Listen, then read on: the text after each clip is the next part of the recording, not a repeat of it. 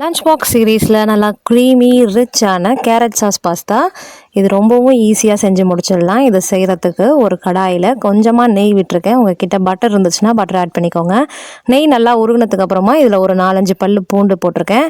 இது கூட ஒரு பெரிய வெங்காயத்தில் பாதி வெங்காயம், அது கூட ஒரு பெரிய கேரட் பொடியாக கட் பண்ணி போட்டிருக்கேன். இது கூட கொஞ்சமாக மிளகு, இது எல்லாத்தையுமே நெய்யில் ஒரு 2 நிமிஷம் நல்லா வதக்கிக்கோங்க. இதுக்கு தேவையான அளவு உப்பும் போட்டு நல்லா வதக்கிட்டு, இந்த கேரட்டெல்லாம் வேகிற அளவுக்கு கொஞ்சமாக சுடு தண்ணி ஆட் பண்ணியிருக்கேன். தண்ணி வந்து ரொம்ப வேண்டாம், கொஞ்சமாக ஆட் பண்ணி இது நல்லா வேகட்டும்.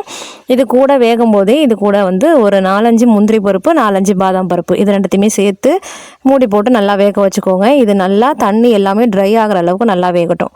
இது வெந்ததுக்கு அப்புறமா இதை அப்படியே ஒரு மிக்ஸி ஜாரில் மாற்றி நல்லா பேஸ்ட்டாக வலுவலுன்னு அரைச்சி எடுத்துக்கோங்க.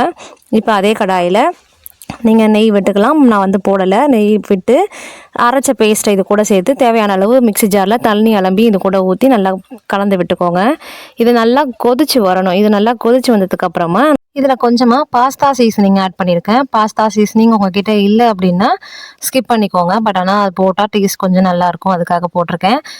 இதுவும் போட்டு நல்லா கொஞ்சம் நேரம் இது நல்லா கொதிக்கட்டும். இது நல்லா கொதிச்சதுக்கப்புறமா நான் இங்கே வேக வச்சுருக்க பாஸ்தாவை இது கூட ஆட் பண்ணியிருக்கேன். நான் இங்கே 3 டைப் ஆஃப் பாஸ்தாவை ஒன்றாவே வேக வச்சுருக்கேன். ஸோ உங்கள்கிட்ட என்ன பாஸ்தா இருக்கோ அதை வேக வச்சு எடுத்துக்கோங்க. இது நல்லா போட்டு உப்பெல்லாம் செக் பண்ணிக்கோங்க. கன்சிஸ்டன்சி செக் பண்ணிக்கோங்க. இந்த அளவுக்கு இப்போவே சாப்பிட்றீங்கன்னா இந்த அளவு கன்சிஸ்டன்சிலே இறக்கிக்கோங்க. நான் ஸ்கூலுக்கு கொடுத்து விடுறதுனால இதில் நான் கொஞ்சம் திக்கான பாலை காய்ச்சி எடுத்து வச்சுருக்கேன். ஸோ அதையும் இது கூட சேர்த்து நல்லா கலந்துக்கிறேன்.